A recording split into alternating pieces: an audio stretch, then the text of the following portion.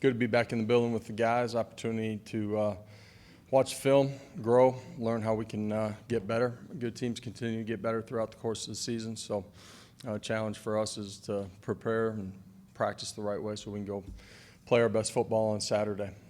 Looking forward to being back in Neyland, seeing our fans, and have an opportunity to kick off again with this group. So open it up. Questions? Start with Adam. Josh, Nico had a squirrel open on a sideline route, deep route, early in the game. You guys went back to it later for that long completion. It was right after the interception. Is there any part of you that says, we've got a young quarterback, let's be conservative, let's not take an aggressive shot, or is it the opposite?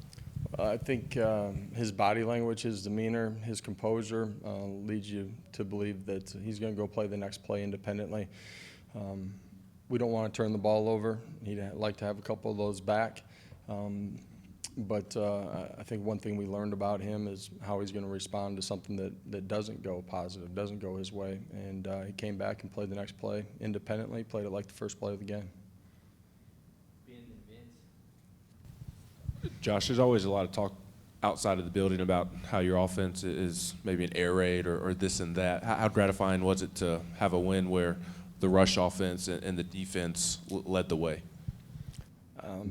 That's kind of laughable to me, to be honest.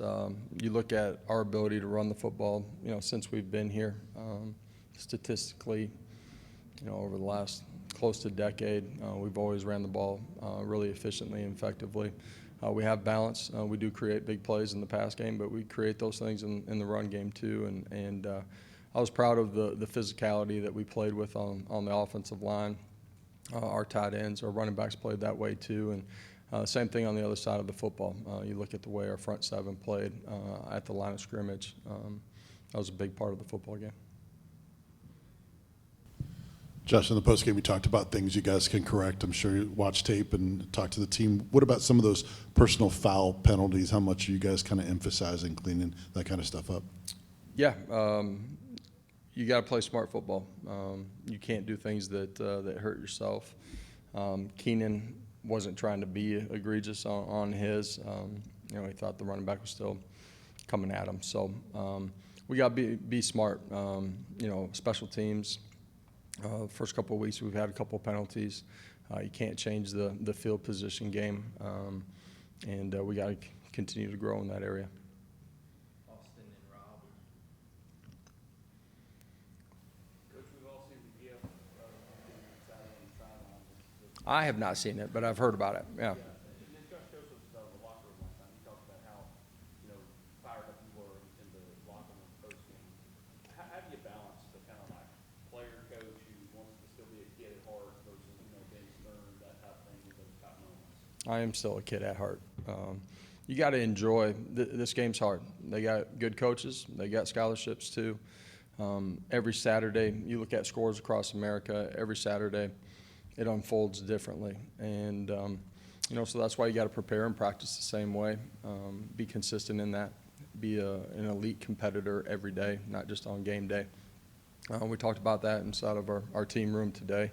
But man, if you're not going to enjoy the opportunities that you get, and then if you are successful, I think you're missing the boat. And so we try to have fun inside of our building. That's after a game in the locker room, but it's also every day. We should enjoy what we're doing and who we're doing it with, and we do inside of this building. I know it's a small sample size in just 2 games, but opinion of your defense to the point where it's changing your game planning, changing the way you're play calling? Every Saturday is going to unfold differently, and from the structure that you're seeing from the opponent, in all 3 phases of the game, to how the game unfolds. You try to be smart, aggressive in everything that we do. We want to play with an aggressive mentality. I want our coaches to call it aggressive, let our players go make plays, put them in a position to make plays. But then you got to play extremely smart situational football too. 2-minute drive at the end of the half. We're in a position to get it going. We have a penalty. Tried to play smart football there at the end and make sure we got points, knowing that we were getting the ball coming out in the second half as well. Coach, you guys obviously use a lot of two tight ends in this game. What kind of element does that add to your offense when you can play with two guys? Does it give you flexibility where you can line those guys up? Does it add more in the run game? How does that help you guys expand as an offense and evolve, as you like to say? Well, for us, historically at points in our career, we've been able to do that because of the depth of the room.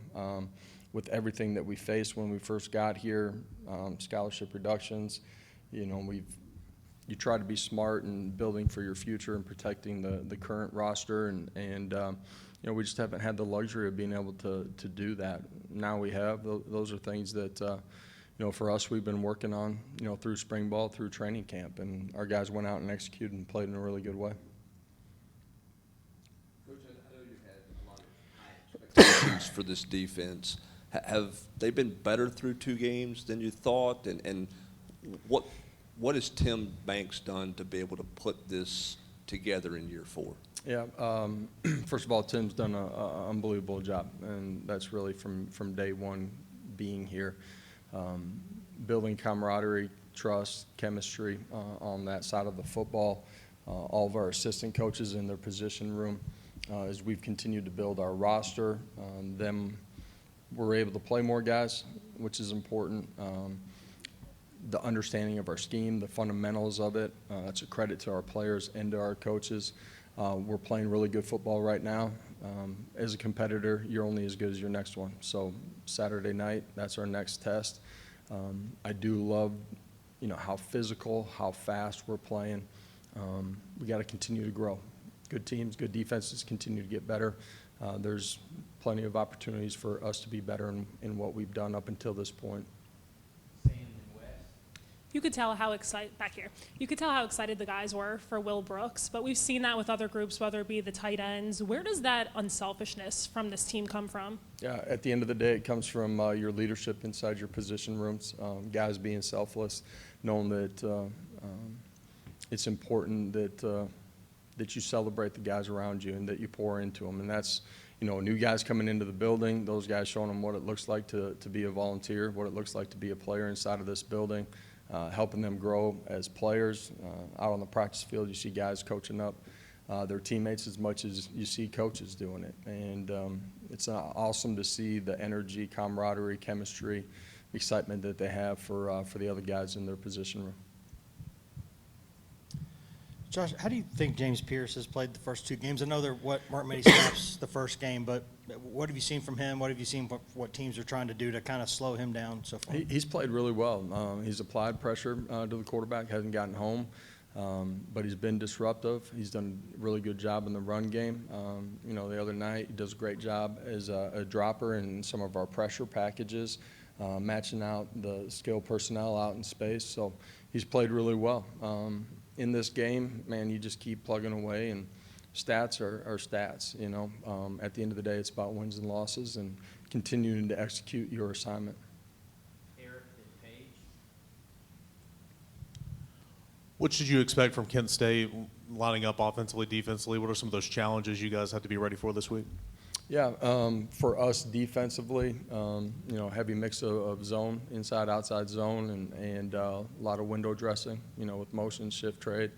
We got to do a great job being gap sound and communicate at a high level. Offensively, multiple in their coverages, a lot of pressure. So we got to do a great job of identification. That's in run game, it's in pass pro, and protecting the quarterback when we're dropping back. And we got to go win some one-on-ones. Nico was under pressure a lot against NC State. What encouraged you most about his ability to find plays, even if it was breaking down and respond in that pressure? Yeah, we can be better at points within our technique. Wasn't true misidentification. We got to be a little bit better in our fundamentals and technique at times, and that's everybody. It's running back. It's the offensive line. Our tight ends were involved in it as well. A couple times he's a little deep in the pocket too, which applies pressure to the tackles. So all 11 operating as one. Made that point to our offense this morning, and that's in everything that we're doing.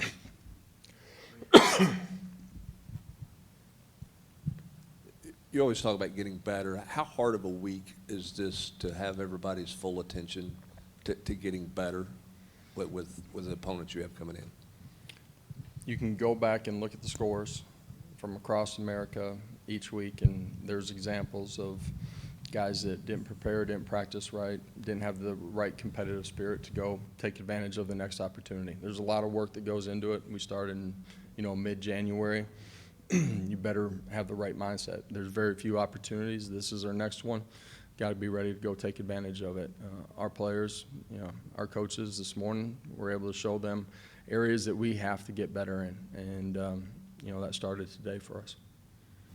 Josh, obviously, you guys as coaches are seeing looks for your opponent and preparing your offense for that, and for Nico specifically. How well is he doing in identifying things that he sees and maybe checking calls or making decisions based on how the game is played out from his standpoint after the call? Yeah, as a first-time starter, he's done an elite job of understanding our concepts, getting us into a good play if we're not in one, taking advantage of what he's seeing from the second and third level off of their structures. Done a really good job as a decision maker and controlling what we're doing.